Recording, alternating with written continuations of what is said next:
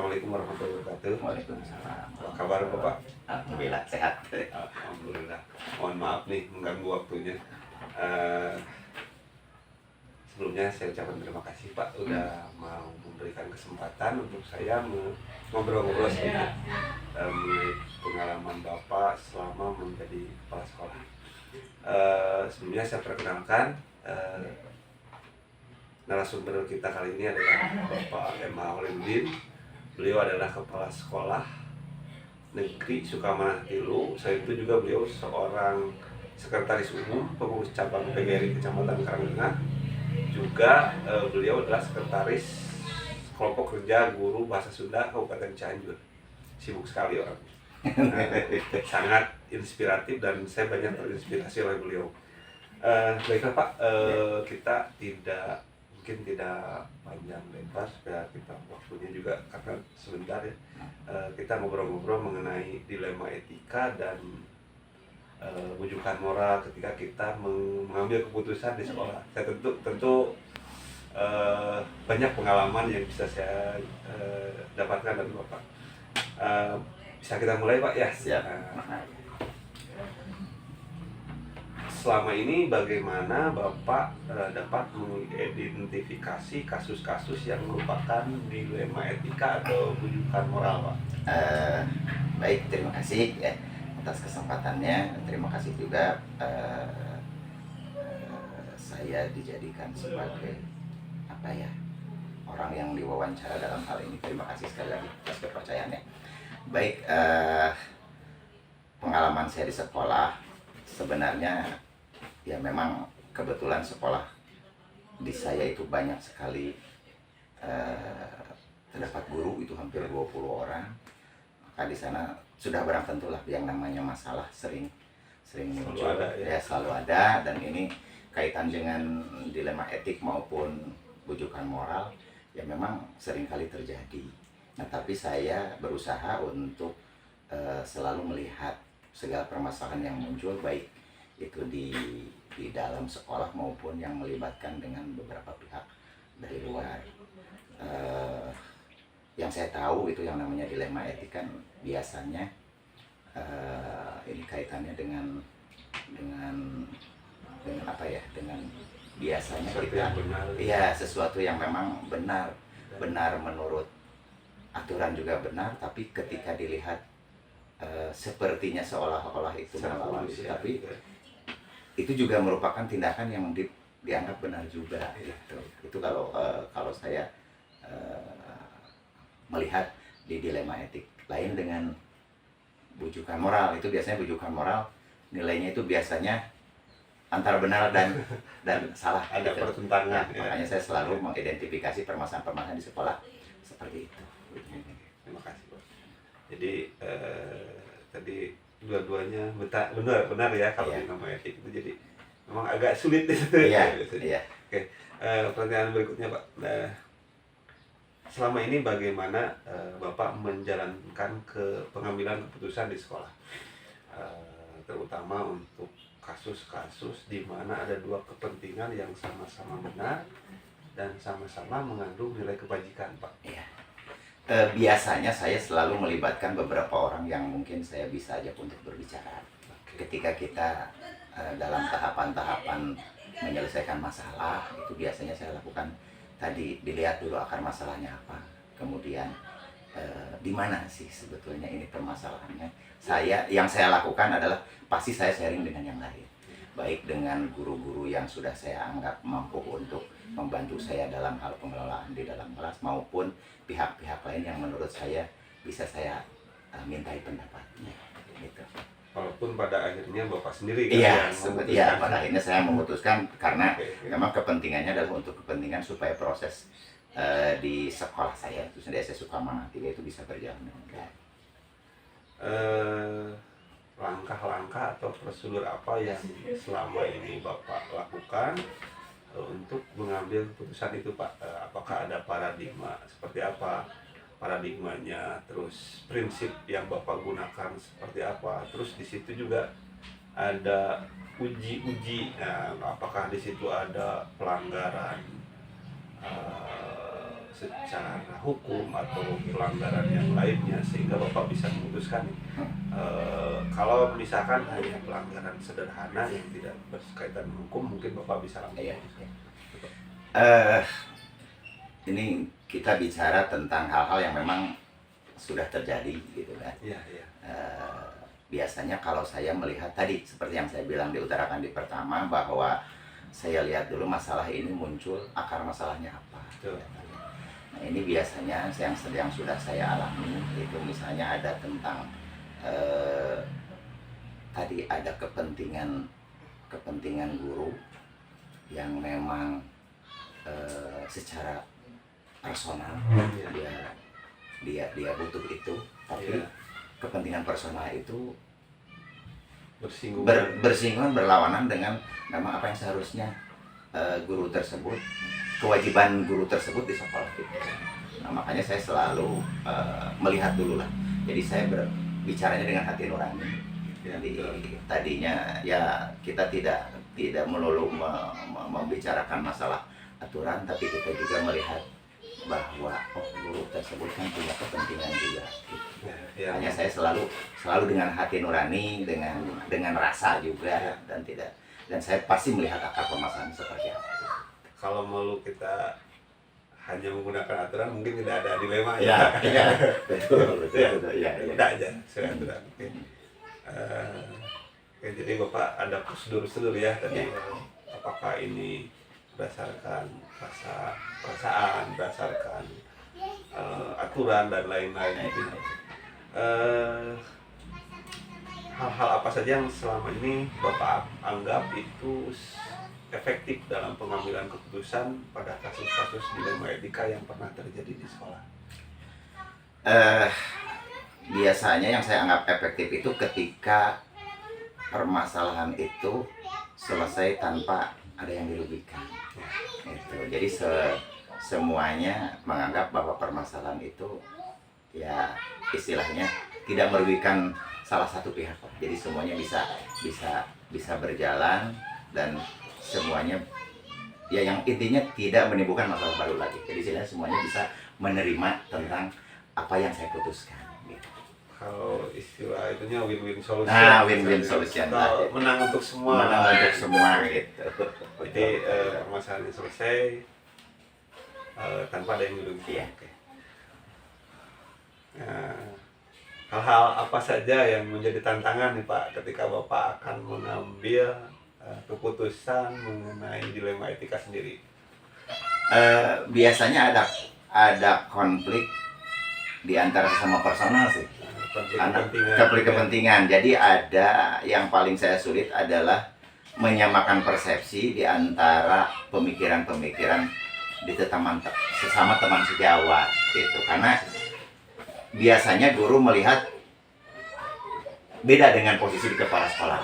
Kalau kepala sekolah adalah memikirkan untuk semua, tapi kalau guru, yang penting guru bisa menyelesaikan tanggung jawab sesuai dengan tupoksinya. Itu mereka beres sudah gitu. Nah, ketika melihat orang lain ada yang berbeda, biasanya suka ego ya. Nah itu. Nah hal-hal seperti begitu. Jadi saya berusaha untuk mencoba memberikan penjelasan kepada guru-guru yang lain bahwa ketika muncul satu masalah itu kita mestinya tadi itu kenapa kita sebut dilema itu ya tadi karena memang banyak sekali konflik-konflik kepentingan. Di satu sisi guru menganggap itu salah gitu, tapi buat guru yang melakukan itu karena memang terpaksa harus melakukan karena memang perlu untuk secara personal gitu. Apakah Bapak memiliki jadwal dalam tertentu gitu dalam menyelesaikan masalah, ada urutan waktunya, kemudian atau Bapak menyelesaikan di tempat atau seperti apa Pak? Sebetulnya sih kalau saya melihat permasalahan ini biasanya itu insiden saja Pak. Jadi ketika muncul masalah kita coba, tapi kita dengan top concern lah. Jadi dengan penuh keseriusan tangani itu.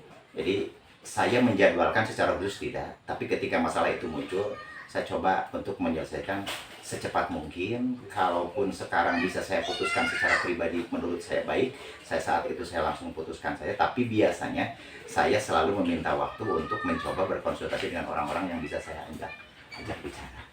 Tergantung juga kasusnya mungkin Ya. ya. Kalau berat kita Kalau berat biasanya kita pasti saya akan melibatkan yang di atas kita, misalnya dari sisi dari pengawas bina atau dari sesama-sama kepala sekolah di tingkat gugus, minimal kita berbicara. Dan tidak lupa juga mungkin kalau misalnya memang kasusnya berat, tidak menutup kemungkinan saya akan melibatkan pihak dinas pendidikan dan pemuda olahraga jadi pendidikan. jadi Bapak ada seseorang atau faktor-faktor tertentu yang selama ini Bapak anggap itu bisa membantu Bapak dalam mengambil keputusan dalam kasus-kasus di Iya. tersebut ya. Tergantung kasusnya. Iya, seberapa berat.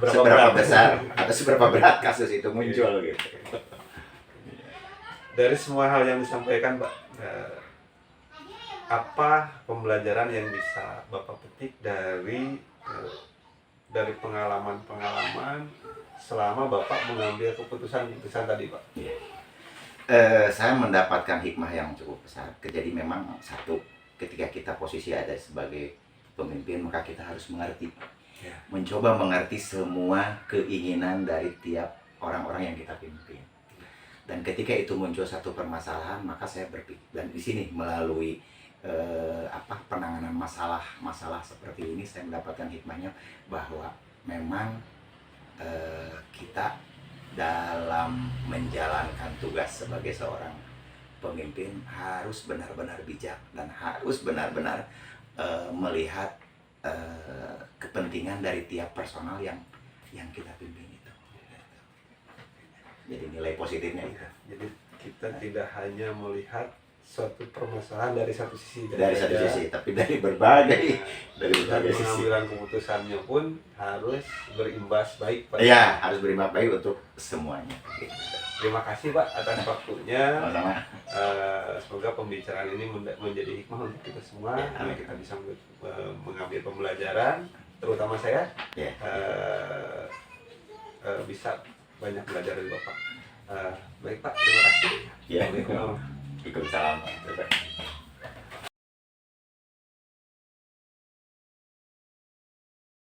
Bismillahirrahmanirrahim. Assalamualaikum warahmatullahi wabarakatuh. Waalaikumsalam warahmatullahi wabarakatuh. Pada kesempatan kali ini saya ditemani oleh narasumber saya yang kedua. Selamat pagi Bapak. Selamat pagi, terima Apa kasih. kabarnya? Alhamdulillah. Baik. Bagaimana Pak Agus kabarnya? Alhamdulillah. Baik, saya perkenalkan narasumber saya kali ini. Beliau adalah Bapak Hendy. Iya. Beliau adalah Kepala Sekolah Dasar Negeri Lio 2, Kecamatan Karangtengah, Kabupaten Cianjur. Beliau juga adalah guru penggerak angkatan 8. Jadi beliau adalah kepala sekolah yang basicnya guru penggerak. Baik Pak, mungkin saya ucapkan terima kasih atas mau diganggu waktunya Tidak, oleh terima saya. kasih juga atas waktu dan kesempatannya bisa bersilaturahmi dengan saya. Mudah-mudahan ngomong-ngomongnya kan ada tugas dari Ya, betul Pak. program guru penggerak ya. Betul Pak. Saya mewawancara 3 kepala sekolah Pak. Iya. Dan Bapak Jadi seorang kepala saya sekolah. juga dulu waktu masih CGP, saya juga melaksanakan sesi ini dengan sama 3 kepala sekolah. Iya. Dan kalau dulu saya menjadi pewawancara, sekarang saya jadi narasumber, lumayan agak sedikit grogi juga. Baik, saya yakin dari guru penggerak lebih paham Pak ya. Terima kasih. Mudah-mudahan nanti ada hikmah yang bisa kita ambil. Amin. Baik, tidak berlama-lama, mungkin kita awali saja Pak. Bisa ya? Bisa. Selama ini bagaimana Bapak dapat mengidentifikasi kasus-kasus yang merupakan dilema etika atau bujukan moral itu sendiri Pak? Baik, saya akan mencoba menjawab pertanyaan tersebut. Menurut saya ketika kita dihadapkan pada suatu permasalahan, Yang pertama saya lakukan adalah saya akan melihat dulu permasalahannya Oke. dengan cara menggali informasi yang relevan, kemudian mengidentifikasinya.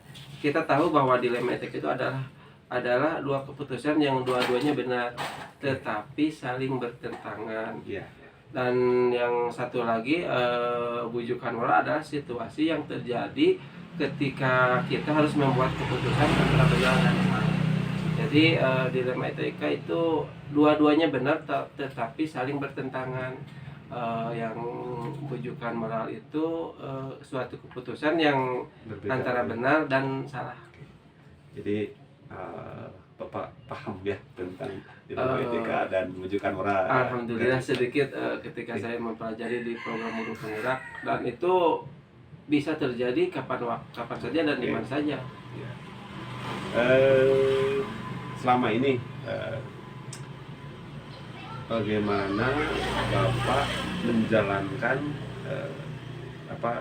Bapak mengambil keputusan itu di sekolah, terutama untuk kasus-kasus di mana ada dua kepentingan yang sama-sama benar dan sama-sama mengandung nilai-nilai kebajikan. Selama ini yang saya lakukan, kebetulan saya baru diangkat kurang lebih hampir memasuki 3 bulan, masih tentunya saya masih sedikit boleh dikatakan masih, artinya masih masih awam gitu. Tetapi memang keputusan ya, itu harus proses kita ya. harus kita laksanakan dengan suatu proses yang memang harus kita laksanakan dengan semestinya. Ketika saya menentukan suatu keputusan itu, saya melihat dari berbagai sudut pandang yang tentunya mengacu pada aturan. Untuk itu saya tentunya akan meminta masukan dari berbagai pihak, termasuk dari pengawas sekolah, terus juga antar sesama kepala sekolah juga, dan kemudian guru-guru yang atau pihak-pihak lain yang sekiranya dapat memberikan saran atau masukan terkait keputusan yang saya ambil. Jadi saya ketika mengambil keputusan tidak otoriter menurut saya sendiri, karena keputusan itu harus bisa diterima oleh semua pihak tanpa mengejampingkan pihak yang lain. Langkah atau prosedur seperti apa nih biasanya Bapak lakukan dalam mengambil keputusan selama ini? Terkait langkah-langkah yang biasa saya lakukan, diantaranya adalah memahami kasusnya dulu. Semaksimal mungkin kita mengidentifikasi sejauh mana kasus itu dapat diketahui permasalahannya. Yang kedua, mengetahui sebab dan akibatnya.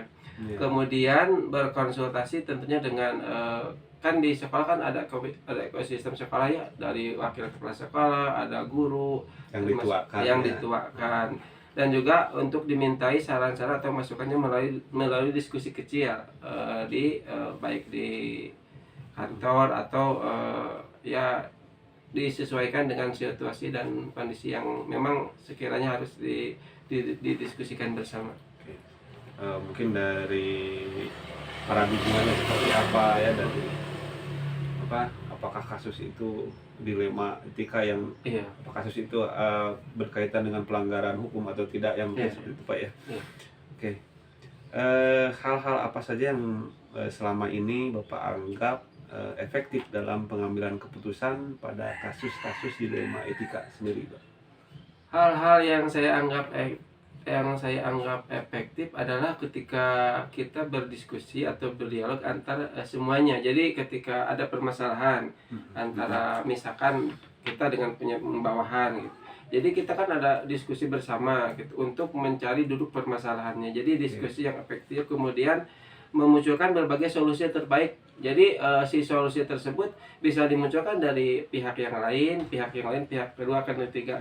Ada alternatif pilihan-pilihan solusi yang terbaik yang memudahkan, dan itu bisa memudahkan saya dalam mengambil keputusan karena banyaknya masukan atau saran dari pihak-pihak yang lain yang dibuat secara bersama-sama.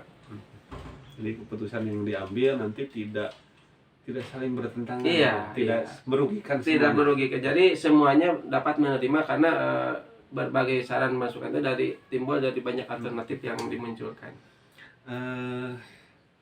Hal-hal apa saja yang selama ini menjadi tantangan dalam pengambilan keputusan pada kasus-kasus dilema etika, Pak? tentunya ketika kita berhadapan dengan yang namanya dilema, apalagi dilema etika itu kan kita tahu bahwa dua-duanya benar, tetapi kita harus mengambil salah satu yang harus kita putuskan. Di sini tentunya saya memilih salah satu dengan supaya dipertimbangkan mana prioritas utama, karena dua-duanya kan kita tahu bahwa dua-duanya itu memang benar, tetapi ketika kan kita mengambil keputusan yang lain tidak merasa dirugikan. Nah, di sana kita ada kesepahaman antara kedua belah pihak bahwa kita harus dapat memilah dan memilih mana yang penting dan mana yang menjadi prioritas utama, karena kita tahu ini benar, ini juga benar, tetapi di sana pasti ada kadar yang lebih diprioritaskan. Tidak boleh ada yang diabaikan. Tidak boleh ada yang diabaikan, karena kita tidak mungkin kan memilih A, memilih B harus berbarengan, tidak mungkin kan, karena di sana yang disebut dengan dilema etika tersebut. Apakah Bapak membuat sebuah jadwal tertentu untuk penyelesaian masalah-masalah terkait dilema etika? Mungkin tempatnya khusus atau harinya dibuatkan khusus atau instan saja sesuai dengan kebutuhan? Tentunya karena kasus itu kan kita tidak tahu ya Pak, tidak tahu kasus akan muncul kapan. Tentunya ketika ada kasus tentu secara instan kami atau saya sebagai kepala sekolah menyikapinya dengan sesegera mungkin. Kalau misalkan saya menentukan jadwal itu berarti kita sudah tahu, tetapi ketika ada permasalahan yang memang urgent, tentunya kami dengan pihak-pihak yang istilahnya berkaitan tersebut tentu mengagenda supaya lebih efisien dalam berdiskusi untuk mengambil keputusan. Misalnya ketika di sekolah kan biasanya ada tugas guru dulu, nah ketika ada kasusnya biar lebih efektif jadi dijadwalkan memang untuk lebih intens dalam mendiskusikan suatu keputusan tersebut. Jadi tidak ada jadwal tertentu karena kita tidak tahu bahwa hari ini ada kasus atau besok ada, jadi tidak ada jadwal tertentu, insidensial. Tetapi ketika pelaksanaannya mungkin akan lebih efektif, akan ditempatkan di mana, waktunya kapan supaya lebih kondusif gitu. Apakah selama ini Bapak menganggap ada seseorang, pihak lain atau faktor-faktor yang lain yang Bapak anggap itu mempermudah atau membantu Bapak dalam pengambilan keputusan dalam kasus-kasus dilema etika sendiri, Pak? Tentunya ketika saya mengambil keputusan kan saya tidak bergerak sendiri, Pak. Apalagi kita itu kan ada bukan atasannya, artinya ada pengawas bina, terus misalkan bisa dimintai masukan, saran, termasuk juga dari bawahan kita juga kan, kita juga bisa menyaring informasi atau saran masukan dari rekan sejawat, dari rekan kepala sekolah juga terkait kasus-kasus yang ada di sekolah. Kita bisa mencari atau mengambil atau masukan-masukan dari rekan kepala sekolah, termasuk juga dari bawahan-bawahan, dan tidak menutup kemungkinan juga dari pihak ketiga gitu, ketika memang dari komite sekolah, termasuk dari ekosistem sekolah gitu. Jadi ketika saya mengambil keputusan itu saya tidak otoriter. Kalau boleh dikatakan menurut saya itu tidak agak kurang beretika gitu. Artinya bukan kurang beretika, kurang relevan gitu. Jadi memang kita saling tergantungan, Pak, ya, seperti ya. Iya, tentunya saling tergantungan dengan pihak yang lain yang lebih berpengalaman. Dari semua hal yang telah Bapak sampaikan, pembelajaran apa yang bisa Bapak petik dari pengalaman Bapak selama Bapak mengambil keputusan terkait dengan dilema etika sendiri, Pak? Tentunya banyak pelajaran yang saya ambil ketika kita dihadapkan dengan suatu masalah atau permasalahan dan kita harus mengambil suatu keputusan berdasarkan musyawarah, artinya berdiskusi dengan semua pihak, dengan yang tadi yang seperti yang di awal, dengan dikatakan stakeholder, dengan ekosistem sekolah. Kalau misalkan kasusnya di sekolah, di sana kan ada pengawas, ada rekan-rekan kepala sekolah, termasuk juga komunitas sekolah. Jadi dalam melibatkan semua orang itu kita di sana bisa mencari solusi atau alternatif pilihan yang memang muncul dari komunitas tersebut dengan kita berdiskusi bersama-sama. Dan ketika kita mengambil keputusan itu dapat diterima oleh semua pihak. Jadi tidak ini menerima yang lain tidak, itu berarti kan ada kontra. Jadi tidak bertentangan. Apalagi yang berkaitan dengan dilema itu kan memang kita harus benar-benar memilih suatu keputusan yang semuanya bisa menerima dengan diterima dengan baik gitu. Oke, banyak sekali kalau buat saya pengalaman Pak, Tentunya. pembelajaran sendiri buat pribadi saya. Iya. Memang dari sekolah kita perlu atau makan ya, mengambil Betul keputusan sekali. dari Bapak, pembelajarannya sangat menarik ya. Iya. Pengalamannya sangat menarik. Terima kasih Pak atas waktunya. Semoga Sama-sama. kesempatan ini bisa menjadi hikmah buat kita semua. Tentunya mudah-mudahan Buat saya, buat Bapak pribadi, dan buat nanti rekan-rekan di di tempat kita kerja masing-masing.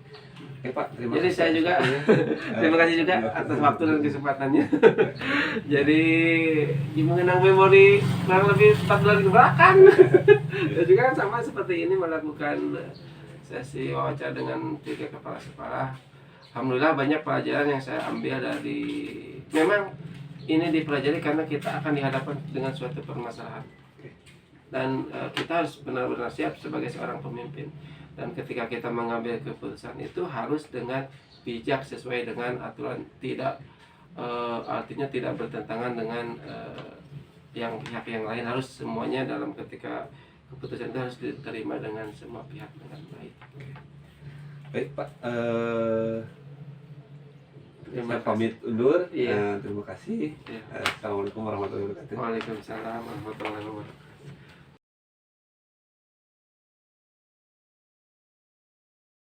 Assalamualaikum warahmatullahi wabarakatuh.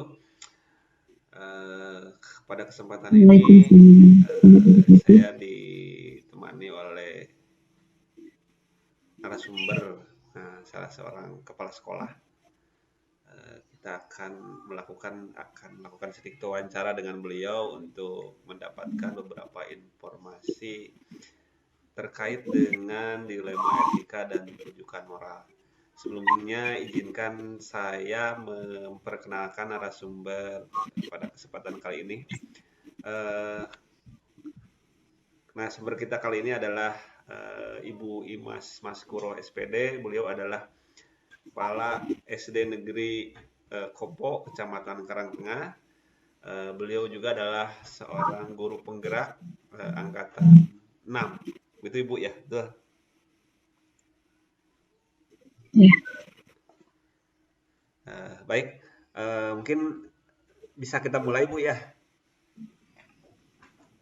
Baik, mangga Pak Gus. Saya ada beberapa pertanyaan, mungkin nanti Ibu bisa memberikan jawaban sesuai dengan pengalaman dan pengetahuan dasar Ibu sebelumnya. Baik, pertanyaan yang pertama adalah, selama ini bagaimana Ibu dapat mengidentifikasi kasus-kasus yang merupakan dilema etika atau bujukan moral? Baik, untuk mengidentifikasi kasus-kasus yang berkaitan dengan dilema etika dan bujukan moral, yang pertama kita tahu ya, dilema etika itu pada prinsipnya itu kebenaran lawan kebenaran ya. Jadi jelas sekali untuk membedakannya dengan bujukan moral ya, antara kalau bujukan moral lebih kepada kebenaran lawan keburukan, mungkinnya seperti itu sederhananya. Nah, untuk mengidentifikasi kasus-kasus seperti apa yang termasuk ke dalam etika moral, dilema etika, di sini ada beberapa ya yang termasuk ke dalam dilema etika. Kita lihat dulu, mungkin dilema itu sendiri apakah individu lawan kelompok, atau rasa keadilan lawan rasa kasihan. Kemudian ada juga yang termasuk ke dalam dilema etika itu kebenaran lawan kesetiaan. Dan yang terakhirnya kasus dilema etika mungkin lihat dari jangka pendek atau lawan jangka panjang. Nah, jadi untuk mengidentifikasinya dilihat dulu terlebih dahulu nih kasus dilema etikanya termasuk ke dalam pola atau model paradigma yang terjadi seperti apa. Mungkin itu Pak. Jadi untuk mengidentifikasinya sangat mudah sekali untuk ketika kita dihadapkan pada masalah dilema etika. Mungkin itu Pak. Kalau saya gitu ya. Berangkat dari nilai-nilai kebajikan mendasar yang bertentangan dengan seperti ya kayak cinta kasih dengan kasih sayang ya, keadilan dan kebebasan itu termasuk dalam dilema etika. Jadi kebenaran kita memilih yang benar, yang paling benar di antara yang benar gitu ya. Seperti itu kan. Yang baik ya Bu ya. Ya. Kita itu. Mungkin itu kalau menurut saya pribadi. Ya, saya bisa menangkap apa yang disampaikan Ibu. Kemudian selama ini Bu, bagaimana cara Ibu mengambil keputusan di sekolah Ibu, terutama untuk kasus-kasus yang di mana ada dua kepentingan yang sama-sama benar atau sama-sama mengandung nilai-nilai kebajikan, Bu. Iya.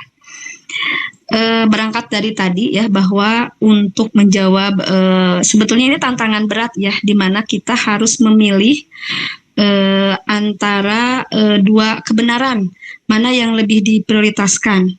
Jadi kalau saya pribadi nih ketika dihadapkan pada permasalahan dilema etika, ya kita lihat dulu nih, itu kan kebenaran kita mencari dikaitkan dulu dengan permasalahannya seperti apa ya Pak. Jadi kita kalau saya pribadi pertama ketika dalam pengambilan keputusan itu yang jadi prioritas utamanya adalah ini untuk kepentingan banyak orang. Jadi kita tidak mengatasnamakan pribadi. Ini kebaikannya, cakupannya untuk dirasakan oleh banyak orang seperti itu ya. Jadi yang pertama itu yang saya lakukan, pertama musyawarah dengan rekan guru yang ada di lingkungan sekolah saya. Kita minta pendapat dari setiap guru mana nih yang akan kita prioritaskan. Terus dari hasil keputusan kita itu, keputusan mana nih yang efeknya itu lebih banyak dirasakan, misalnya tidak hanya untuk perorangan ya, tapi efeknya kebenaran itu dirasakan oleh semua orang. Jadi artinya kita mengutamakan kepentingan halayak ya, umum, yang terbaik dari yang baik, seperti itu mungkin Pak. Untuk menentukannya kita bermusyawarah dengan rekan guru TA tadi. Jadi kita memilih tidak hanya menentukan skala prioritas juga, terus ya kepentingan mana nih yang harus didahulukan, mungkin seperti itu Pak. Dilihat dari berbagai aspek tergantung permasalahan seperti itu. Oke, tadi sebetulnya sudah disebutkan nih, ada langkah-langkah atau prosedur apa yang biasanya Ibu lakukan. Tadi sebetulnya sudah dibahas. Mungkin dari paradigmanya paradigmanya dulu mungkin ya ditentukan. Seperti apa prosedur-prosedurnya ketika Ibu akan mengambil keputusan. Apakah paradigma tadi dilewat atau ada 9 langkah dalam mengambil keputusan itu? Atau prinsipnya juga, prinsipnya apakah berbasis rasa belas kasihan, berbasis apa peraturan atau berbasis hasil akhir. Prosedur seperti apa biasanya yang Ibu ambil ketika mengambil keputusan itu? Ya, untuk mengambil keputusan, kalau misalnya nih, ini kan berkaitan dengan dilema etika ya Pak ya. Tentu yang pertama itu kita memprioritaskan misalnya keberlanjutannya dilihat dari jangka pendek atau jangka menengahnya, jangka pendek lawan jangka panjangnya, maaf. Nah, setelah itu ada individu dengan kelompok. Jadi kepentingannya itu lebih dirasakan oleh individu atau kelompok. Misalnya kita lebih mengedepankan dalam pengambilan keputusan itu yang berbasis untuk kepentingan banyak orang. Jadi kita mengorbankan nih kepentingan individunya. Kemudian ada rasa keadilan dengan rasa kasihan ya.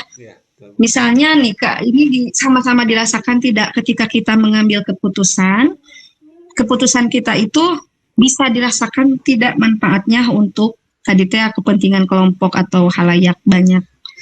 Seperti itu Pak. Kemudian kebenaran lawan dengan kesetiaan. Loyalitas kita mungkin ya terhadap di sisi lain mungkin ini komitmen yang harus kita ambil, di sisi lain ya harus ada orang yang dikorbankan untuk kepentingan kita. Nah, mungkin dalam memilihnya itu kita berpegang dari itu apa 9 paradigma pengambilan keputusan tanya ada dan didasarkan pada 4 paradigma dilema etika itu apa. Seperti itu. Jadi pada intinya ujungnya itu kepentingan semua orang lah yang dikedepankan, mungkin seperti itu Bu ya. Iya, kalau saya lebih ke sana Pak. Ya. Oke. Hal-hal apa saja yang selama ini Ibu anggap efektif dalam pengambilan keputusan khususnya dalam kasus-kasus dilema etika yang terjadi di sekolah yang Ibu pimpin? Ya. Sebetulnya kalau secara teori sih kita mudah ya Pak ya, tapi pelaksanaan di lapangan mungkin sebetulnya sulit sekali. Dilema namanya juga ya dalam mengambil keputusan. Untuk menerapkan itu semua tentu harus ada yang dikorbankan ya Pak ya. Ketika kita mungkin kalau lihat secara pribadi nih harusnya seperti ini nih yang diambil itu keputusan menurut akal sehat saya pribadi, misalnya ketika dihadapkan pada permasalahan misalnya sederhana lah antara ketika ada masalah di sini yang betul saya rasakan di lapangan ya Pak ya, ketika mengambil keputusan misalnya dalam ada beberapa kasus yang berkaitan dengan orang tua di mana kita harus memilih mana nih yang harus kita ambil, misalnya seperti itu. Dihadapkan dengan permasalahan ketika melibatkan orang luar. Yang pertama mungkin saya lebih karena kebetulan saya baru ya Pak. Jadi saya lebih mengedepankan kepada diskusi yang musyawarah kepada orang yang lebih tahu dulu, yang dianggap saya senior di sekolah.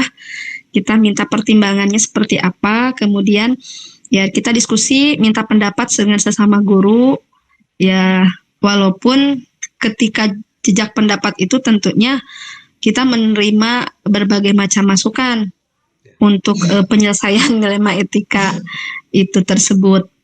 Namun saya punya prinsip setiap kebijakan yang kita ambil tentunya ada resikonya ya Pak dari setiap apa yang kita tentukan. Nah, kita harus siap aja dengan resikonya selama itu tidak melanggar kebenaran dan selama itu bernilai untuk kebaikan semua, kenapa tidak gitu ya, yang bisa dipertanggungjawabkan selama tidak melanggar aspek ya nilai-nilai kebenaran, seperti itu Pak. Ya, okay. Memang berat Bu ya mengambil berat dilema etika itu karena ada nilai yang dua-duanya memang tidak bisa diabaikan gitu. Oke. Nah ini selama ini apa tantangannya Bu dari pengambilan keputusan dilema itu?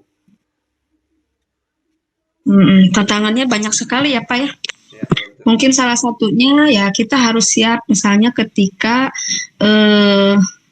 kita di sisi lain kita menjalankan tugas dan fungsi kita Di sisi lain ya kita harus mengedepankan nilai-nilai kebenaran yang sangat mendasar, dan tentunya pada dasarnya kita tahu nih itu nilai kebenaran yang harus kita ambil itu harusnya seperti itu. Namun kita dibenturkan dengan kebijakan lain, misalnya dengan terkait dengan bentuk pertanggungjawaban kita terhadap atasan kita, misalnya seperti itu. Loyalitas ya. Kita tahu, jadi ya gitu, berat dan itu tadi kalau menurut saya lebih kepada kolaborasi itu solusi ya Pak, ketika kita betul-betul menemukan stuck gitu ya, kita tidak bisa berpikir lagi yang menurut kita, tapi kita bisa minta saran pendapat dari rekan terdekat atau sesama rekan yang sudah jauh lebih berpengalaman dalam menyelesaikan masalah, karena kan jam terbang mereka lebih ini dan permasalahan yang mereka hadapi cukup kompleks misalnya dibanding saya yang baru. Jadi saya lebih banyak bertanya dulu, kemudian ya memang kalau secara teori mudah ya Pak, tapi ketika dibenturkan dengan keadaan yang sebenarnya, itu betul-betul nih, kemampuan kita itu diuji sejauh mana nih dalam mengambil keputusan, khususnya terkait dengan dilema etika. Mana yang harus lebih kita kedepankan, kepentingan siapa, kita tidak lagi berbicara kepentingan pribadi, melainkan banyak faktor dan banyak hal yang harus kita pertimbangkan, tidak hanya mempertimbangkan dalam satu aspek pemikiran saja, seperti itu Pak. Ya. Jadi banyak. Itu berat ya, butuh pembelajaran, butuh pengalaman yang banyak juga. Oke, kita lanjut Bu ya. Apakah Ibu biasanya membuat sebuah jadwal khusus ketika ada permasalahan terkait dilema etika ini? Apa Ibu membuat jadwal khusus atau menyiapkan tempat yang khusus untuk menyelesaikan permasalahan? Atau Ibu memang hanya sifatnya insidental saja, ketika ada permasalahan kita gali, kita selesaikan? Pola mana yang Ibu gunakan biasanya? Ya, kalau untuk pola strategi yang dilakukan terkait dengan permasalahan, kita kan tidak tahu ya permasalahan itu munculnya kapan, karena tidak bisa dijadwalkan juga. Insidental sih kalau saya lebih ke insidental, ketika mendapat sebuah dilema etika, artinya kasus yang berkaitan dengan dilema etika, maka saat itu juga saya membentuk tim atau meluangkan waktu khusus ketika memang ini perlu diselesaikan saat itu juga. Jadi tidak ada penjadwalan gitu, karena memang karena kita kan berhubungan itu dengan makhluk hidup ya Pak. Jadi objek kita itu jadi setiap hari bisa saja itu terjadi kasus dilema etika, entah itu kaitannya dengan orang tua siswa atau dengan siswa itu sendiri atau antar personal guru ya, mungkin seperti itu Pak. Jadi insidental. Tapi untuk tempat misalkan Ibu tadi kan itu kasusnya juga tergantung bobotnya, mungkin ada yang ringan, ada yang berat.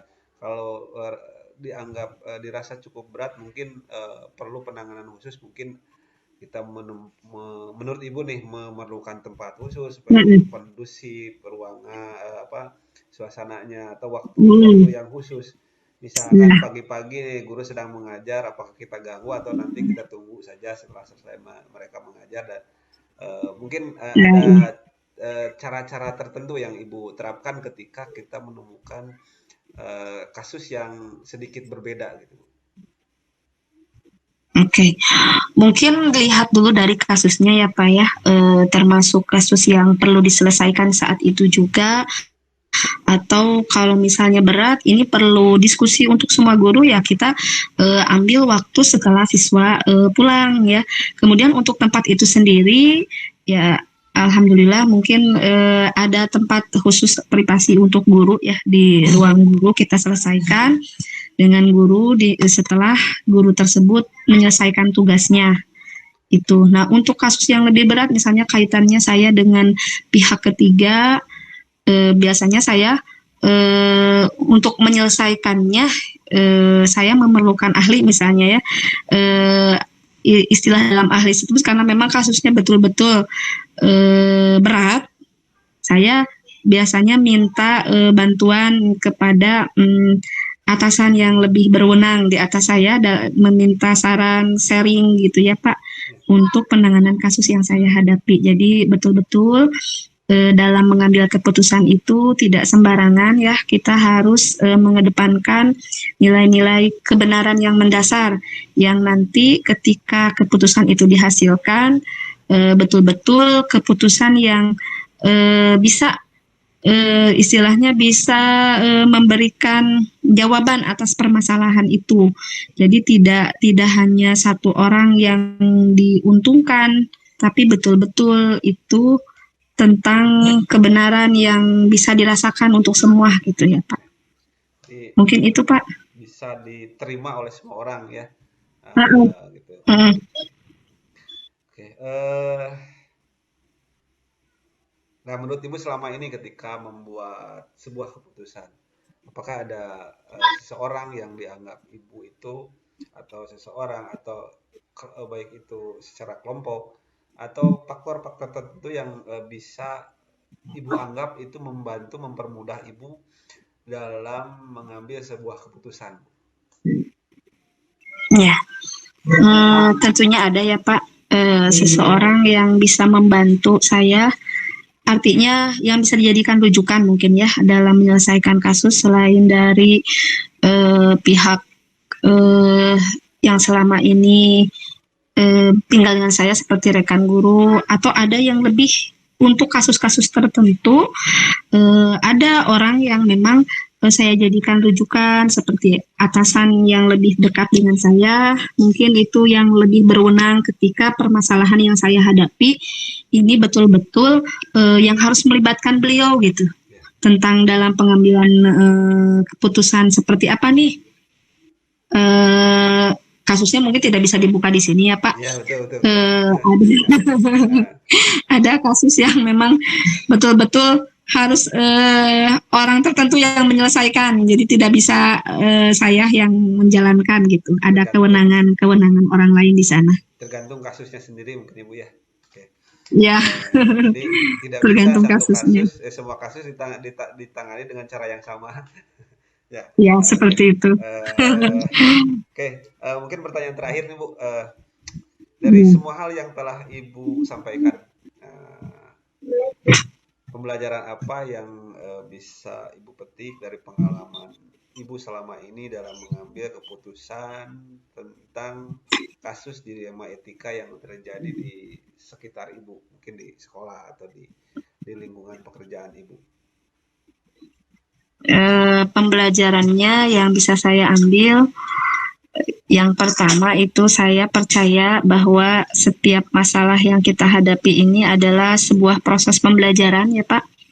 Ketika kita mendapat masalah, itu menjadi jalan kita untuk belajar, mencari kebenaran yang jadi ada ilmu yang kita peroleh setelah kita mendapatkan masalah. Ada hikmah di balik masalah itu, seperti itu. Yang pertama. Yang keduanya, mungkin yang bisa saya ambil dari kejadian ini, kita bisa lebih betul-betul mempertimbangkan dalam pengambilan keputusan itu, karena sebelumnya kita sudah minimal mengetahui ya, ada 9 ini tentang nilai-nilai kebajikan, apa yang harus kita prioritaskan. Kemudian dari dilema itu sendiri, kita tahu ada 4 paradigma dilema etika, dan itu bisa dijadikan acuan ya dalam mengambil keputusan. Permasalahannya seperti apa ya gitu. Jadi dilema etika itu betul tadi kata Bapak, memang pada prinsipnya ketika kita di lapangan itu betul-betul sulit untuk mencarikan keputusan yang terbaiknya. Namun kita bisa melihat dari 4 paradigma dilema itu sendiri, kita bisa ketika kita mendapat masalah, kita bisa mana nih yang termasuk individu lawan kelompok permasalahannya, kemudian mana masalah kasus mana nih ketika rasa keadilan melawan rasa kasihan, mana yang harus didahulukan, atau kita dihadapkan pada kasus dilema etika yang berkaitan dengan kebenaran lawan kesetiaan misalnya. mana dulu nih yang harus diprioritaskan. Nah, dari itu, oh yang terakhir juga ada nih, ketika jangka pendek lawan jangka panjang misalnya, itu masih dilema etika ya. Mungkin permasalahannya ketika kita menjadi seorang pendidik, misalnya ada anak yang jarang sekolah, misalnya kelas 6, apakah diikut sertakan untuk ujian. Nah, mungkin kita bisa berpikirnya ini jangka pendek, jangka panjangnya gitu ya. Untuk anak nih yang terbaik apa nih ketika anak jarang sekolah, apakah harus diikut sertakan itu, dan itu semua pelajaran yang bisa diambilnya dengan semakin banyak permasalahan yang kita hadapi dan kita selesaikan, tentunya kita bisa mengambil keputusan yang betul-betul didasarkan pada nilai-nilai kebenaran gitu Pak, yang kebenarannya tadi bisa dirasakan untuk semua dan berkeadilan mungkin bisa dirasakan seperti itu Pak mungkin. Oke, alhamdulillah ya. Seru sebetulnya ngobrol-ngobrol tentang dilema etika ini. Memang tadi seperti Ibu sampaikan banyak sekali tantangannya. Pembelajaran juga yang didapat, tentu pembelajaran hidup yang bisa kita dapatkan dari dilema etika dan pengambilan keputusan ini memang banyak sekali menuntut kita sebagai pemimpin untuk lebih bijak, lebih jeli dalam membuat sebuah keputusan. Terima kasih Ibu atas waktunya. Mohon maaf nih saya ganggu ya. Memang seru nih. Apa-apa. Sampaikan. Semoga pembicaraan ini menjadi hikmah untuk kita semua dan bukan sekedar pemenuhan tugas juga bagi saya, tapi sebagai pengingat juga untuk saya dan kita semua mungkin nanti yang mendengarkan bahwa setiap hal itu tadi betul kata Ibu, setiap masalah tentu ada jalannya kalau kita mau mencari gitu ya, mau belajar, mau mencari dan kita bisa menemukan keputusan yang tidak bisa mengenakan semua pihak tapi bisa diterima. Ya, oke. Selamat siang Ibu, terima kasih. Sama-sama. Mohon maaf bila jawaban tidak sesuai. Ya. Izin pamit Bu ya. Assalamualaikum warahmatullahi wabarakatuh. Waalaikumsalam warahmatullahi wabarakatuh. Selamat sukses Pak Agus.